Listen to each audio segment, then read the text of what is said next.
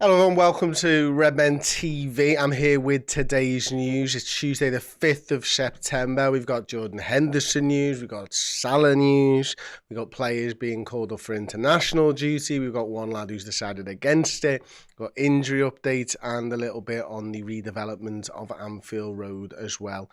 The big news, of course, though, the one dominating social media platforms and the news outlets is, of course, Jordan Henderson's interview in the Athletic with David Ornstein and Adam Crafton. It's a bit of a mad one for me, this. I totally understand people's fume around it, and yet I don't feel the fume in quite the same way. And I know I'm opening myself up for pelters here, and apologies. I'm just trying to be truthful, and I don't... I'll go through some of the article and stuff now, but before I go through the article, I just wanted to say a few things from me personally. And again, I know I'm probably opening myself up to criticism here, but I have not got more angry because this article came out. My anger stemmed from him moving to Saudi Arabia and Al-Ettifaq in the first instance. For me, I'd made not peace with the fact that he's gone over there, but I'd made peace with the fact that he was always going to do this at some point. And whether you disagree with him or you don't, I think he thinks what he said is the truth. I think it's false, to be honest with you. I think he's made a mistake in putting the article out there. But nothing has changed in this story since he moved, since he chose to move. So for me, seeing how angry people are is I can understand it, but I don't feel it, if that makes sense, because I'm still angry from the first time around. This hasn't changed anything for me. It was always going to happen. If you think about it, it was probably always going to happen in the international break, because he's going to be asked about it. And I think in some instances Jordan will have wanted to control the narrative around it and been giving himself a platform where he can explain as much as possible around his feelings and his thoughts about his move to Saudi Arabia. Now, if this article hadn't come out and he was in a mix zone on England duty or something, you've just maybe played a game of football, or you're just about to play a game of football, you're not really thinking about your answers. It's very easy to get something out there that you maybe make a mistake on. I think he's thought about his answers to what possible questions there are for a long time. I think it's clear that it's probably weighed on his mind. And as somebody who talks on camera for a living, sometimes you can say the wrong thing, and sometimes you just want to say things that you've got in your head, and you get bring them out in the wrong order and stuff. And I think, some kudos for him is...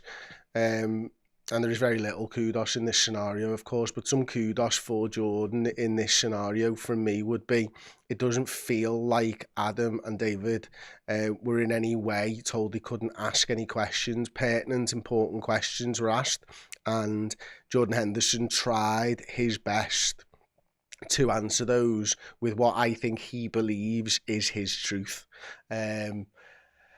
And so, I find it difficult to believe that money wasn't a motivating factor in going to Saudi Arabia, but I'm not Jordan Henderson. He might believe that. I find it very difficult to stomach some of what Jordan has said in this, but these are all answers that I expected to hear when he moved. That's why I suppose I'm not angry today. It's just fulfilled what I thought was going to happen with this story. I don't really see the point other than he wanted to control the narrative of doing this. It seems like they're all the reasons that everybody thought would be the reasons that Jordan tells us when he moved to Saudi Arabia. I think if you are part of the community and an advocate for the LGBTQ plus community, you would be absolutely within your rights to be seething today. And I agree with that completely, but no more angry than the first time, because the decision was made 6-7 weeks ago, whatever it was. There is nothing that has been said today that is going to placate anybody in the community. There is nothing that is going to be said in that interview today that will make them feel better. In fact, I think it's likely that it's going to make people feel worse about it, because I think most people will probably think that it's false and he's lying to them, and I understand that as well. I don't think he's come out well from this interview at all. I'm not saying that. I'm just saying I'm not angry, and I'm not surprised at what came out today, I suppose. So yeah, let's get into some of the sort of more pertinent points around the interview itself.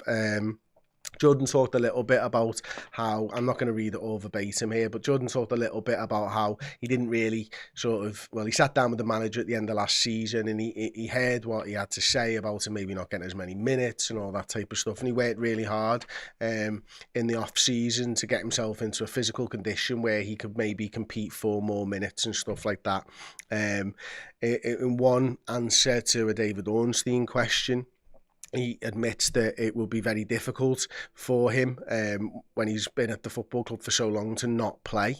And he would find that very, very difficult. And he mentioned the fact that the Euros are coming up. And then there was the approach from Al-Ettifaq to see if it was possible. And again, the reaction from the club, again, wasn't to say no. At that moment, I felt as though my value, or the want for me to stay with the manager and with the club, maybe had shifted. I knew that time would come at some point. I didn't think it would be now, and I had to accept that. So I think Jordan there has said, he continues to say he's had a good relationship with the manager, and he then goes on to say things like, look, I didn't feel wanted by the club, or that they wanted me to stay. And I can again understand that point of view in a footballing sense, why he would therefore move on, because these driven sports people some of them are absolutely next level. Some of them just want to go and earn the money in other leagues, but I never really got the impression that was the case for somebody like a Jordan Henderson or a James Milner. Now I think where this becomes obtuse and difficult to deal with is, of course, when the questions start to come around monetary recompensation. I've said that wrong. Oh well, you know what I mean. So yeah. So first of all, Ornstein says, do you consider other options, or was it full steam ahead with the Al-Ettifaq approach? He said he kind of talks a little bit around why actually at this point there wasn't really anybody in the bidding for him. Crafton then says, well, what about if it was Brighton or Brentford and Henderson? And this is the stuff where I feel like it's not really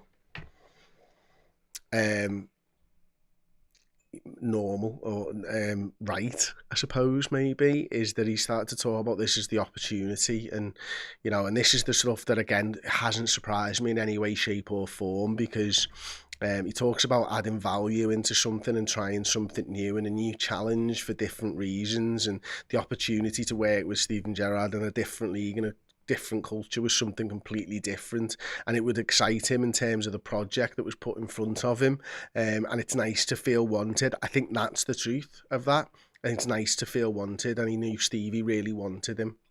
And he knows the club really want me to go, and they wanted us to try and build over the next few years, and then the question is, does that value extend to monetary? Because there'll be so many people who will hear you say, I want the challenge and the project, and Stevie in the excitement, but still say he's just gone for the money, and here's his answer for that.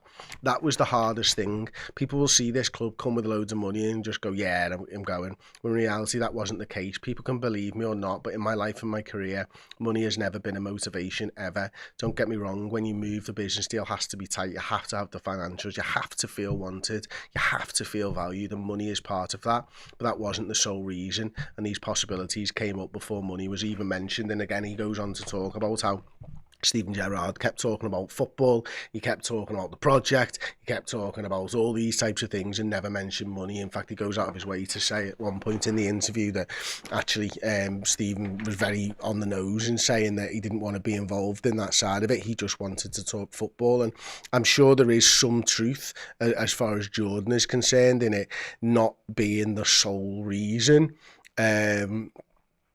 And I think sometimes people can believe that they're telling you the truth, and sometimes people are just wrong. And I think this maybe is one of those instances where Jordan, unfortunately, is just wrong, and is maybe I don't know this, of course. I'm just guessing. It's just an opinion, and who am I to have this opinion, of course? But I think he's lying to himself, if I'm honest. And yeah, that's kind of where I am with it and stuff like that. So I'm going to scroll down a little bit further. Obviously, I'm going to get into some of the comments now, but I think prompted a backlash from fan groups. Ornstein says LGBTQ plus rights groups around Liverpool and the wider game. You've seen many of the comments absolutely damning. They were urging you not to take it, and they hoped you would do the right thing in their eyes and reject the move. Did you start to have second thoughts? Every day, it was a difficult time, definitely. Don't get me wrong. I don't want people to feel sorry for me.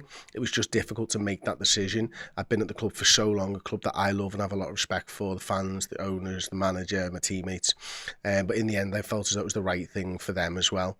From the outside, people who don't know me, then it's a lot more challenging to understand. There can be a lot of criticism, a lot of negativity around me as a person, and that was difficult to take. But I just feel as though, because I care about different causes that I've been involved in and different communities, I do care. And for people to criticise and say that I turn my back on them really, really hurt me. And Crafton comes in with, well, you're having second thoughts. And a little bit further down the interview, I'm just going to try and see if I can get that. He's talking about the LGBTQ plus community and said, I can understand the frustration. I can understand the anger. I get it. All I can say around that is that I'm sorry that they feel like that. My intention was never, ever to hurt anybody. Now, I believe that Jordan believes he's telling the truth here, but I don't believe that that is a worthy apology either. Apologising for how somebody felt isn't apologising for your actions that caused those feelings of hurt. I think there is a big difference there personally, between, listen, I've had something similar in the past, and I've apologised for my misdemeanors, and they've been caught on video and stuff as well, and from my point of view, it was all about an understanding side of things, and it's why I've never repeated those words ever since, because I know that even if I didn't think of it like that, I hurt somebody for the words that I used. Education is part and parcel, and Jordan talks about education in this interview, and in some instances he needs to educate himself better, I believe, on these instances. So yeah, I don't think apologising for how someone feels is apologising for what caused them to feel like that, and the cause is betrayal, quite honestly. It is, you were an advocate for us, one of the biggest advocates for us in the world, one of the most influential advocates, and not only did you turn your back on us, but you turned your back on us and went to who we believe are the other side. And that's what it comes down to here, is it is betrayal, and I find that very, very difficult to sort of get over. And then obviously we're talking about money, and we're talking about growing the game, and we're talking about sports washing and everything else. Now, I don't think that Jordan's got a bad bone in his body. I've met the guy a couple of times, I've been lucky enough to interview him. Of course, I don't know him as a person, but I respect him as a footballer. I respected him as a person prior to all this going on as well. And people make mistakes, and people have time to be able to rectify those mistakes. This wasn't the time where he's rectified any mistakes, and maybe in the fullness of time he will rectify the mistakes that have been made over the last few weeks. So yeah, I'm gonna move on from this story now, but I just want to get into some of the comments and stuff as well, because I think it's important.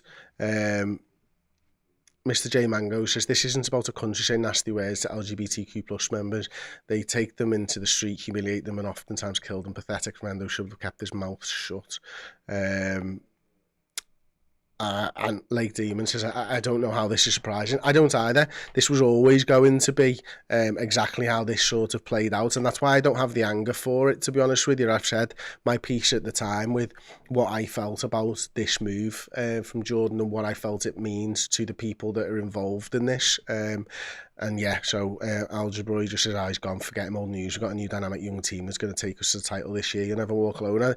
And I don't think that's quite the right call either, to be honest, because part of the problem, and I think that this world and everybody in it has got at the moment, is there's always a new story and we always forget about things. And, you know, I go back and I've said this before on videos, is that, like, listen, look, it was great when everyone's there and supporting Black Lives Matter, but Black Lives, the movement, hasn't been mentioned in the media for a long time, and it's still a movement that matters to people.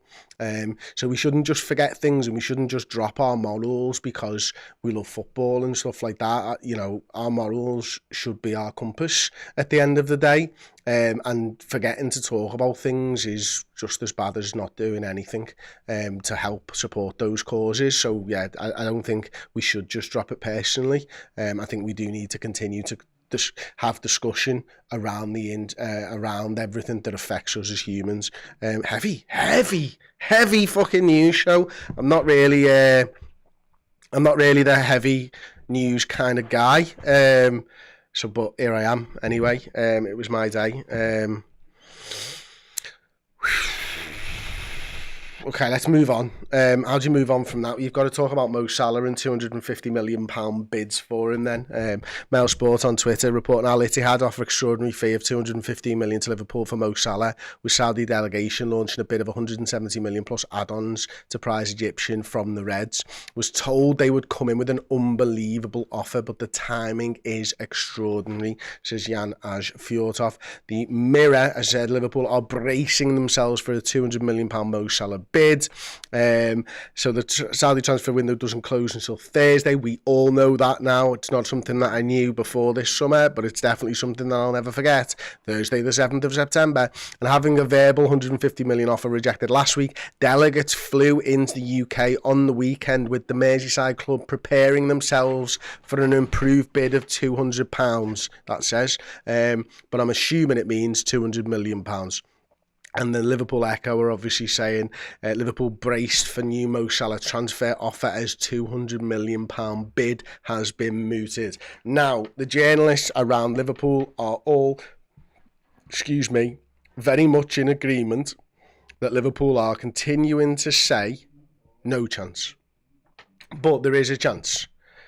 It might be a slim chance, but there is a chance that Mo Salah moves by Thursday. There might be a 0.1% of a chance, but there is a number that Liverpool can't turn down.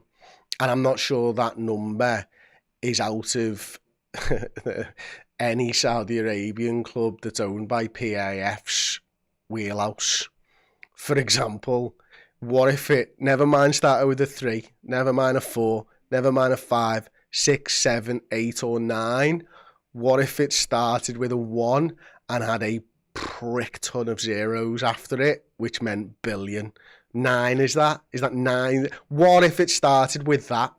That would it would change things.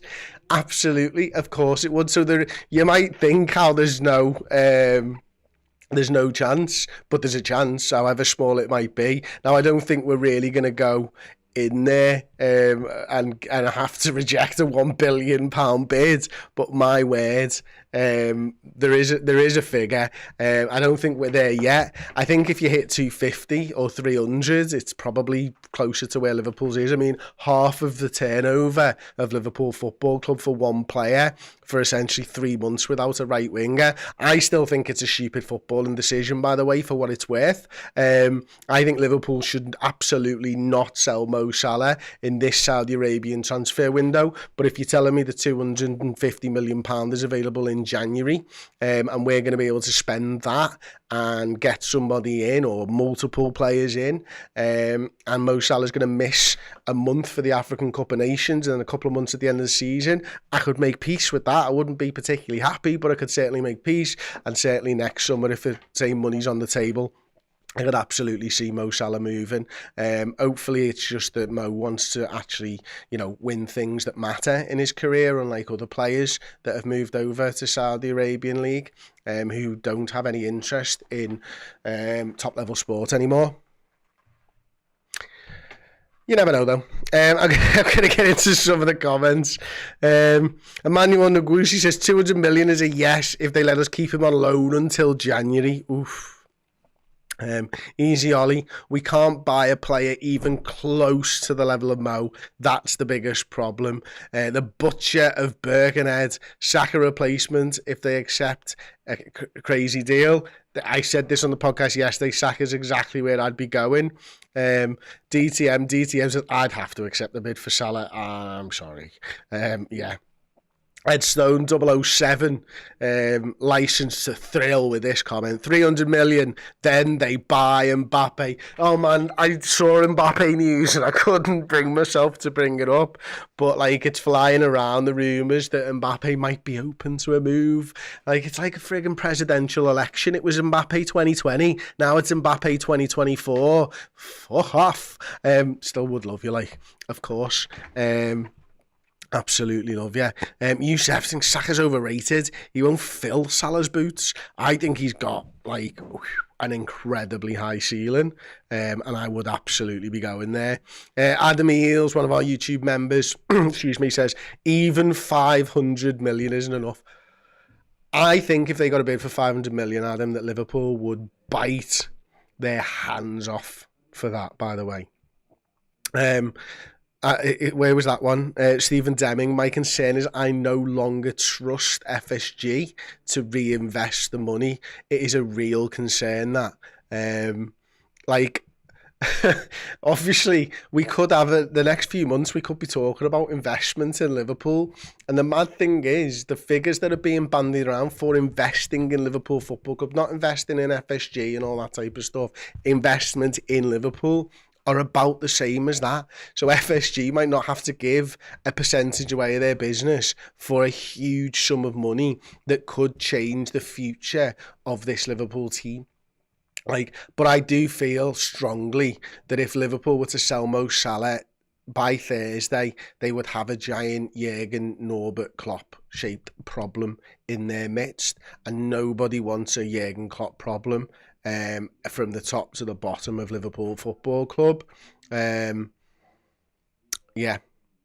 that's kind of where I'm sat with it. And Real says Salah money could allow us to bring in 3 belters. I'm not keen on going, but it feels inevitable sometimes. It is almost inevitable at this point. You're absolutely right. I would like us to, find out who those players could be first, but it can't be this one. It can't be this at all. And damage earless is just Mbappe is never coming.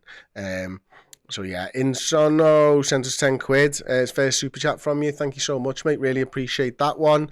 Of course, if you send the comment in, I'll try and find it as well. It looks like you've missed that. Had another super chat from William Rigby. How does this affect Henderson's Liverpool legacy? Obviously, sorry, I missed that at the time. I think it completely ruins his legacy for a lot of Liverpool fans. I think in a footballing sense, that legacy will live on. But I felt like Jordan was always going to be in and around Liverpool Football Club for the next however many years. I'm not sure that that's ever going to be the case anymore. He talked in that interview, didn't he, about how he wants to go back and he wouldn't feel anxious about it. I think he would, to be honest with you. And I think that was just another point of that interview where he's maybe just wrong. I'm going to move on then. This is Anfield, of course, reporting about Liverpool's players who have been called up for international duty. We'll skip down to the bottom of the website and read through the list in full. So the senior players: Alisson, Kelleher, Van Dijk, Robertson, Tsimikas, Endo, Bajcetic, McAllister, Szoboszlai, Elliott, Diaz, Gakpo, Nunes, Salah, Jota, Doak. Youth team players: Chambers, Beck, Scanlon, Clark, Fraundorf, Cone Doherty, Kumas and Dans.